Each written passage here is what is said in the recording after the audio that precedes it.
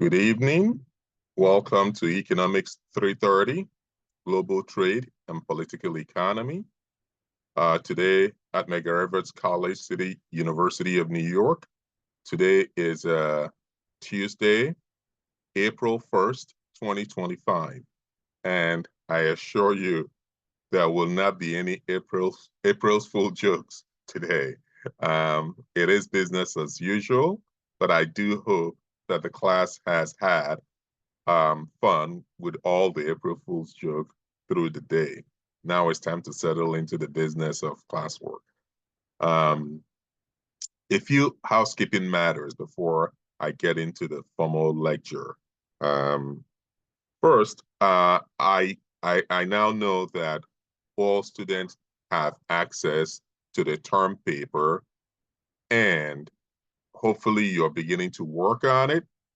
I am going to encourage you not to procrastinate. Begin to work on it as quickly as you can. Again, just to breeze through the term paper, term project, whatever phrase you prefer works for me. First page is your cover page, name of the class, your name, my name, date, semester. Second page, bibliography. The second page is a summary page where you list the 7 articles that you've selected, why you've selected them, and the common theme that run through the 7 papers. The next 7 pages, which will make a total of 9 pages, because 7 plus the cover page is 8, plus the summary page is 9. The next 7 pages, you will dedicate a page each to summarize each of your 7 papers. 1 page, 1 summary. No summary shall be more than 1 page long, nor less than 3/4 page long. Not adhering to these guidelines would have a cost penalty. It will carry a cost penalty. Then the 10th and the last page will be your bibliography. You have to cite the papers that you've mentioned and where I can find those papers. Again, you could use MLA, you could use APA, I'm agnostic, but be consistent. The other thing is that each paper that you cite has to be at least 3 pages long. There has to be some substance to the paper that you cite. So that is the term project, just a brief general overview. Unfortunately as well, 1, 2, 3, 4, 5, 6, 1, 2, 3, 4, 5, 6, 7. Unfortunately also, 7 students got a letter, should have gotten a letter by now, to pick up their performance. I would encourage those students to stay engaged, do the work, turn it in on time. And most especially also, I am pretty sure that you have been contacted by the school authority, and that it is helpful that you work with them to so moving forward, let me encourage class participation in a timely manner and to the best of your ability. So participate in a timely manner and make sure that the work that you turn in represents your best effort. Crucially, the advising and tutoring staff will follow up with each and every student who has been flagged and to implement corrective action plan. So again, I am rooting for you, but you have to engage, and you have to make, it is in your interest to engage and to make sure that the work that you turn in represents your best effort. And I suspect if you were to do those things, you're going to do just fine in this class. So again, I'm rooting for everyone. And with that, let us dive into today's lecture. So again, today is April 1st, 2025, but there are no jokes. We are way past the April Fool's joke for the day. This is the business portion of our day. So in the previous 2 weeks, we have covered the following topics. First, international monetary relations, and second, global trade relations. But as we continue in this 10th week and our third of the 3 segments that began in Module 8, we will focus on trade regionalism. Some scholars see regional trade agreements or RTAs, which is distinct from multilateralism as expressed by the World Trade Organization, as a stepping stone to eventual worldwide liberalization of trade, while others see them as obstacles to free trade. Economists describe as RTAs, again, RTA stands for Regional Trade Agreements, as existing at 5 stages or 5 levels of integration. Again, if you remember, one of the key phrases that I introduced to the class in the early weeks of this semester is dialectical thinking. So issues are not always black and white. It's just can also sometimes be a balance of.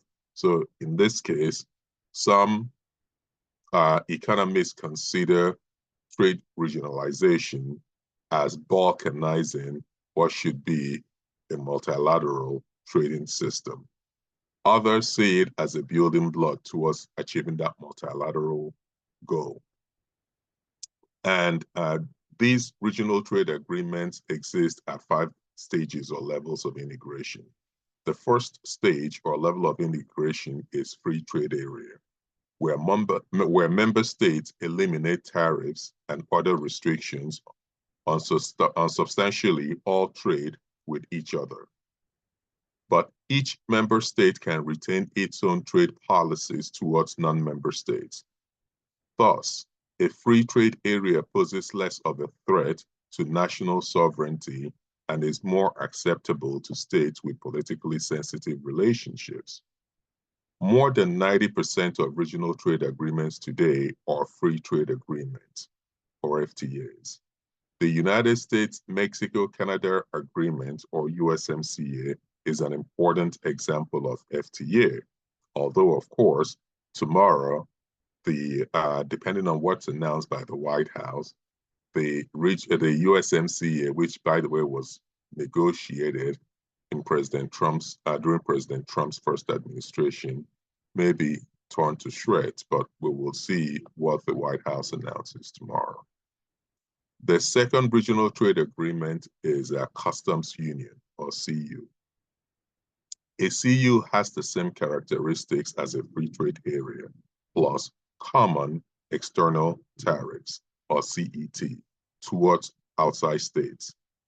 Put differently, in a customs union, the member countries do not charge tariffs on goods traded between them, and they set the same tariffs on goods imported from third countries or countries outside of the customs union territory. A customs union normally creates institutions to administer the common tariff, and the customs union members have less ability to make independent decisions. Compared with free trade area agreement, the number of customs unions is relatively small. The most important customs union is the European Union. But as we will soon learn, the EU is more than a customs union. For instance, the EU is in customs union with Andorra, San Marino, and Turkey, with the exceptions of certain goods. And while Turkish membership of customs union with the EU is recognized as having played a significant part in transitioning its economy from agrarian to industrial. However, the free trade agreements signed by EU do not extend to Turkey. This is an important point to note. As such, EU's customs unions extends to non-EU member countries. Consequently, the EU's free trade agreement partners can export to Turkey tariff-free, while maintaining tariffs on Turkish goods imported into the EU's free trade area partners, unless they also conclude a separate free trade agreement with Turkey. Now, the third RTA is common market. A common market has the same characteristics as a customs union, plus the free mobility of factors of production, i.e. labor and capital, that is, people and money. So this free mobility of capital obviously is among the member states. And as I mentioned, the EU is more than a customs union. It is indeed a common market that includes free mobility of factors of production. Many will remember that some of the impetus for Brexit, which is Britain leaving the European Union, was concerns that Britain was being overwhelmed by free movement of people into the United Kingdom, especially from Eastern European members of the European Union. Others would argue that the migration levels were exaggerated and perhaps there was a bit of a xenophobia. Be that as it may, Britain voted to withdraw from the European Union. So, getting back on track, the increased labor mobility induces members to establish similar health, safety. So the increased labor mobility induces members to establish similar health, safety, educational, and social security standards so that no country's workers have a competitive advantage. So you can see how this would make sense. So if you were to have 3 countries with free movement of labor, but one country offers free university education, offers free healthcare, as an example, and robust social security benefits when you retire. It would make sense that many people from the other 2 countries in this customs union would begin to relocate and strain the resources of the country with this robust social safety net. On the other hand, should this country be in need of a labor force, this could also be a way to induce skilled labor to migrate to their country and help them build their economy. Regardless, you can see how it would be advantageous that all member states aspire to the same standards so that there is no artificial inducement for labor to move from one country to the other. So successful common markets are rare because they require high levels of integration, such as in the EU. And we could also have conversations later on in this class to begin to identify some of the tensions that integration, some of the potential and tension that integration poses for member states of the European Union. So the 4th regional trade agreement is economic union. An economic union has the characteristics of a common market, and it harmonizes members' industrial, regional, transportation, fiscal, and monetary policy. A full economic union also includes a monetary union with a common currency.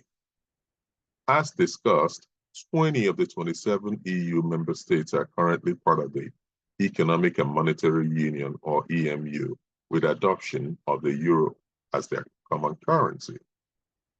The 5th RTA is the political union.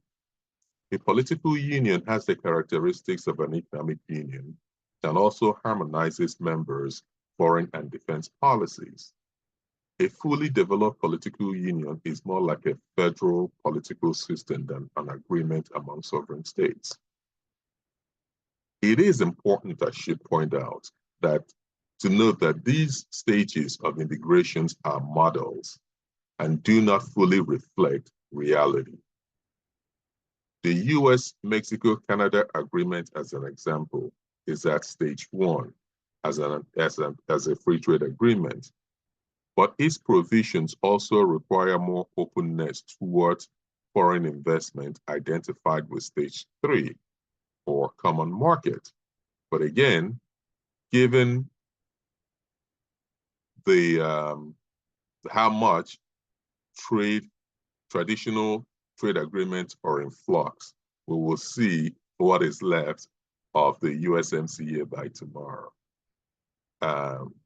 Furthermore, some regional trade agreements in the global south that describe themselves as a customs union and common market have not actually reached those levels of integration. Free trade agreements are much more common than customs union because they do not require difficult negotiations over a common external tariff. Although these stages are only models, they do, however, provide a general guidance to the processes by which states become more integrated. This is especially true for the European Union, the most advanced of the regional trade agreements. Coming full circle, let us also examine the theoretical perspectives between regionalism and the international political economy. In some cases, multilateralism and regionalism are competing approaches to trade, whereas multilateralism contributes to global trade liberalization. Regionalism may divide the world into competing blocs. However, open regionalism can break down national barriers and serve as a stepping stone rather than an obstacle to global free trade. Regional trade agreements following open regionalism abolish barriers on substantially all trade within the regional trade agreement and lower trade barriers to outsiders. It is also helpful to acknowledge there are sources of conflict between countries in a regional trade agreement. These include reduction of economic sovereignty and independence of economic policies.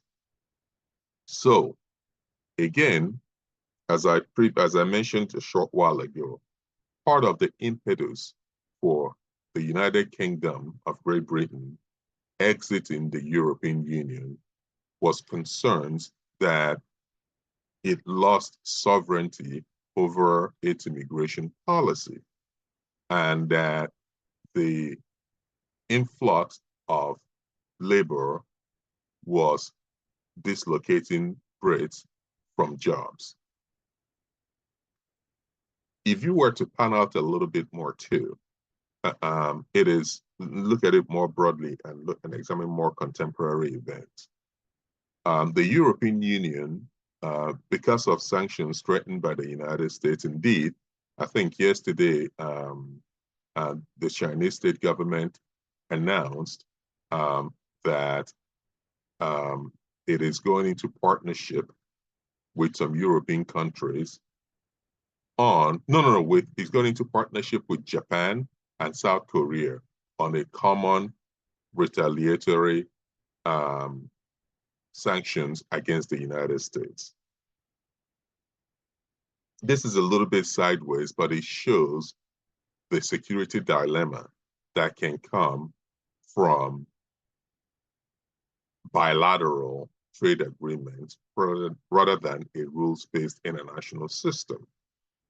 More directly to the European Union, as I was beginning to mention, some of the fallouts from the sanctions that President Trump has threatened against the European Union is that many European Union countries, and indeed Canada, they are pulling back, they are reconsidering purchase of US military equipment.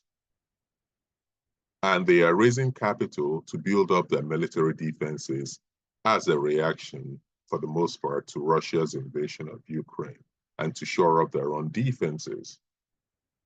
But something interesting is happening.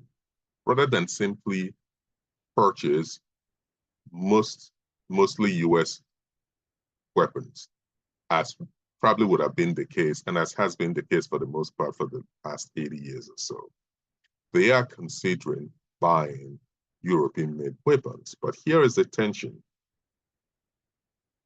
defense budget is made at a national level. And if each country were to try to build its defensive capability, defense industry capability or capacity, they will be too small to compete with the United States, China, or Russia. It would require even more integration, which will require loss of even more sovereignty for European countries to achieve the scale, because they have to now set up EU-wide defense companies to have the scale and to have the sales and the research budget to begin to approximate China, US, and Russia. But this is part of why it's challenging to have a big common market, and why regional trade agreements are just simpler and easier, because you don't have the traditional challenges of loss of sovereignty. So the number two source of conflict in a regional trade agreement is unequal levels of human and physical infrastructure, in particular transportation network, and unequal access to capital to finance trade, and the lack of regulatory coherence in non-common market agreements can lead to conflict between countries in regional trade agreements.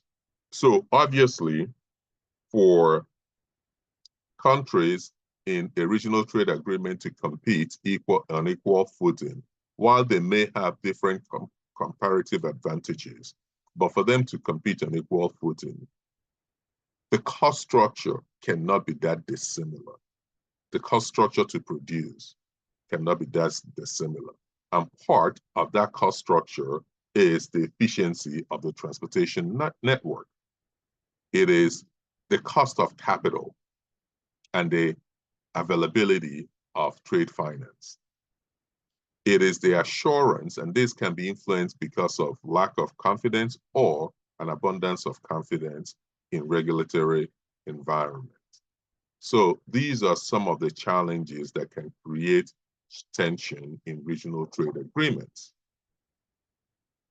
So let us conclude this week's lecture by highlighting the 3 learning objectives for this week. The first learning objective for the week is to differentiate between World Trade Organization and regional trade agreements. So this is really in a very succinct way to differentiate those. And you could, of course, and I'm hoping that everybody in the class by now knows that the World Trade Organization is a global organization that promotes free trade among its members, while regional trade agreements, or RTAs, are preferential trade agreements between 2 or more countries, potentially creating exceptions to the WTO's principle of non-discrimination. Accordingly, the World Trade Organization operates a global system of trade rules that facilitate trade among all its member countries and operates on the principle of non-discrimination, most favored nation treatment, and transparency. The WTO also provides a forum for trade negotiations, and it resolves trade disputes and monitors trade policies for a wide range of sectors, including trade in goods, services, and intellectual property. Unlike regional trade agreements, the WTO has a broad membership that encompasses a wide range of countries and economies. Conversely, regional trade agreements, or RTAs, are agreements between 2 or more countries to reduce or eliminate trade barriers such as tariffs and promote trade and economic integration within a specific geographical region. It is fair to also note that by their nature, RTAs can be said to be discriminatory, as they grant preferential treatment to trade between member countries, potentially violating the WTO's principle of non-discrimination. So before you get too far, the proponents of RTA which are typically formed by a smaller group of countries within a specific region, will, however, counter that RTAs facilitate trade and economic cooperation among member countries, often going beyond the scope of the WTO's multilateral agreements. So rather than this argument, obviously, is that rather than thinking of RTAs as violating WTO's principle of non-discrimination, that indeed RTAs typically go beyond the scope of World Trade Organization's multilateral agreements. Despite this, the seeming tension between multilateralism and regionalism, the WTO recognizes the role of RTAs, allowing them under specific conditions, which includes notification requirements to WTO and adherence to certain rules, such as covering substantially all trade. The second learning objective for the week is to describe and explain the sources of apprehension about RTAs and the WTO. And I hope by now the class would know that that according to the World Trade Organization, regional trade agreements or RTAs have risen in number and reach over the years, including notable increase in large plurilateral agreements. While non-discrimination among trading partners is one of the core principles of the WTO. However, RTAs, which are reciprocal preferential trade agreements between two or more partners, constitute one of the derogations and are authorized under the WTO, subject to a set of rules. As of January 22, 2025, 373 regional trade agreements were in force. These correspond to 615 notifications from WTO members, counting goods, services, and ascensions separately. The third learning objective is to identify and describe the different forms of regional trade agreements. Of course, we have already covered this, which is that regional trade agreements exist at 5 stages or levels of integration. And these include free trade agreement, free trade area, customs union, common market, economic union, and political union. I also pointed out that while these distinct levels of integration are helpful to understand the structures that are possible for countries, that oftentimes many regional trade agreements do not necessarily fit neatly into one definition. And this class concludes our 3-part series that began in Module 8. For next week, our focus will be multilateral cooperations. And I will shut down the recording for the class and take questions as necessary.